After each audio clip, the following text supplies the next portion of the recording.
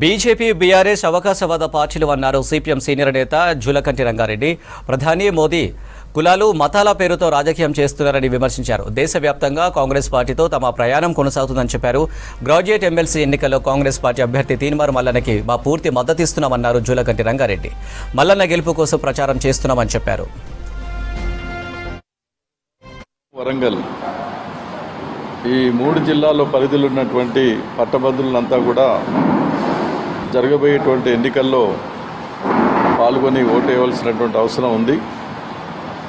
అయితే ఈ ఎన్నికల్లో ప్రత్యేకంగా మేము ఇండియా కూటమిలో భాగంగా తీన్మార్ మల్లన్న ఇప్పుడున్నటువంటి రాజకీయ పరిస్థితుల్లో ఇండియా కూటమిలో భాగంగా కాంగ్రెస్ పార్టీ, కమ్యూనిస్ట్ పార్టీలు దేశవ్యాప్తంగా ఇక్కడ కూడా అనేక ఎన్నికల్లో కలిసిపోవాల్సినటువంటి పరిస్థితి వస్తుంది. కాబట్టి మా పార్టీ కూడా ఈ తీన్మార్ మల్లన్నకు బలపరుస్తూ తర్వాత ఆయన గెలుపు కొరకు కృషి చేయాలని చెప్పేసి నిర్ణయం తీసుకోవడం అనేది జరిగింది.